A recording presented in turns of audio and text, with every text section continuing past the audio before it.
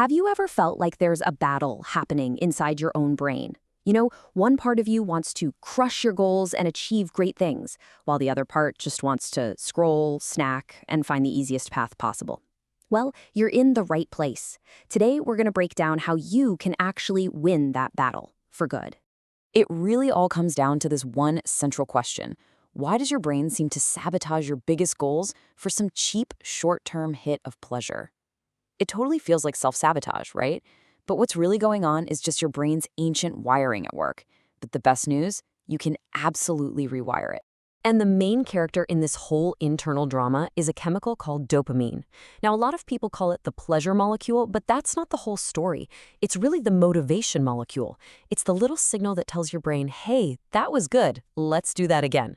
The problem, and it's a big one, is that our modern world has hijacked this system, and it's trained our brains to chase all the wrong kinds of dopamine. So to get this all sorted out, we're going to walk through 5 key parts. We'll start with what I call the dopamine dilemma. Then we'll get into how to reset your reward system, build some unbreakable momentum, master your mindset, and finally, use your environment to your advantage. All right, let's jump in. So what's the actual problem here? Well, the whole dilemma really boils down to this. Not all dopamine is created equal, not even close. See, your brain has become like a master bargain hunter, always looking for the cheapest, easiest dopamine hits it can find. And that's what's wrecking your ability to do the stuff that truly matters. Okay, so this right here gets to the absolute heart of it. On one side, you have cheap dopamine. This is the instant passive stuff, scrolling social media, eating junk food. It feels good for a second, but it always leads to a crash. And on the other side, you've got earned dopamine. This is the good stuff. Yeah, it takes effort, and yeah, it's delayed. But it's the reward you get from actually finishing something. And this is what builds real, lasting momentum. I want you to think of your motivation level like a baseline, a normal setting. But every single time you flood your brain with that cheap, easy dopamine, you're cranking that baseline higher and higher. And what happens then? Well, normal, productive work suddenly feels incredibly boring and difficult because it just can't compete. Your brain's entire reward system is just out of whack. And believe it or not, it gets even worse with something called dopamine stacking. This is when you just pile on multiple high dopamine activities all at once. You know what I'm talking about? You're watching a show while scrolling your phone, while eating snacks. Or you're at the gym, but you need pre-workout plus music blasting in your ears. It feels awesome in the moment, but you're creating a massive dopamine spike that's guaranteed to be followed by an even bigger crash. And here's the real danger. You are literally training your brain to need all that stimulation just to do the task. So that all sounds pretty bad, right? But here's the good news. We can fix this. The very first step is to intentionally reset your reward system. We have to bring that baseline back down to earth so that normal, everyday effort actually feels rewarding again. I mean, let's be real for a second. What does your typical break from work look like? For a lot of us, it's exactly this. We take a break from a mildly stimulating task by just flooding our brains with the most intense stimulation we can find. And then we wonder why we can't get back into the zone. Our brains just can't make that jump. Okay, now let's flip that. Compare that chaos to this. A break that actually, lets you recover. Instead of just drowning your mind in more noise, you're giving it space to breathe. Simple stuff, stretching, taking a short walk, maybe just staring out a window for a minute while you make some tea. When you do this, your dopamine levels can actually settle down to baseline.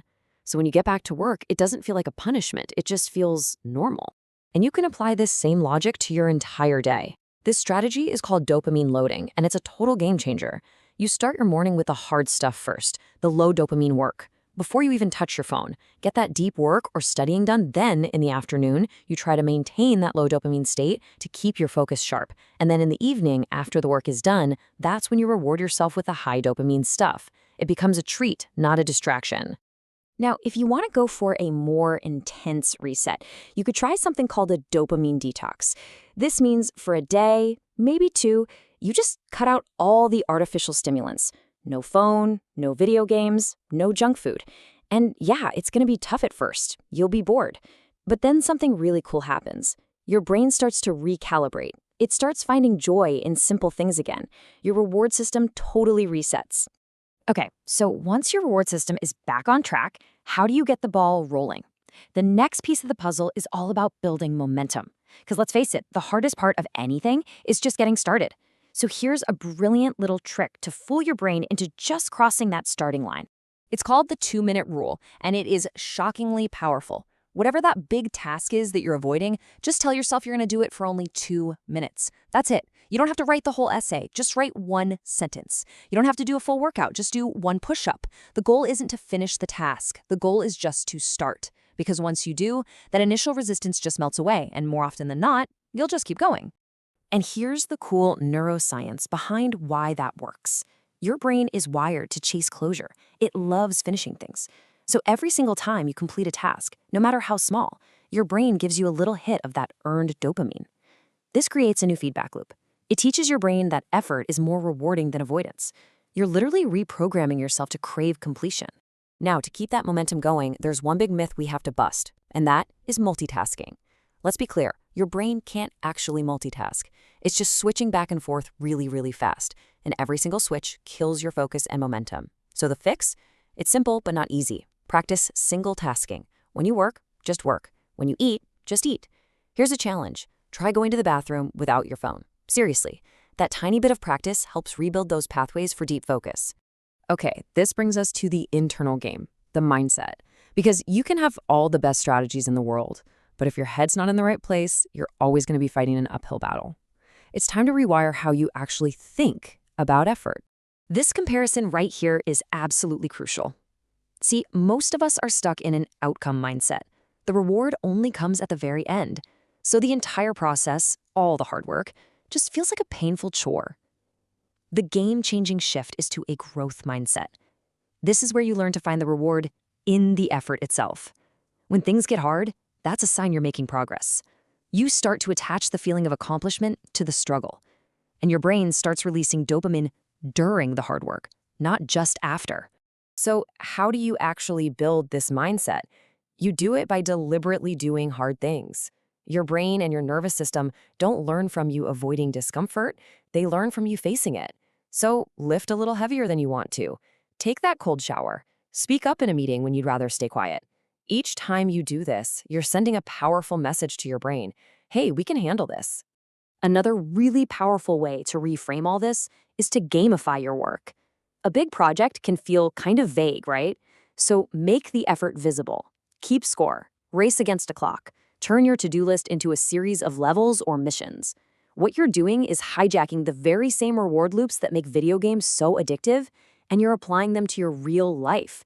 It makes progress feel tangible and, honestly, kind of fun. Okay, we're at our final section, and this might be one of the most powerful but most overlooked forces in all of this, your environment.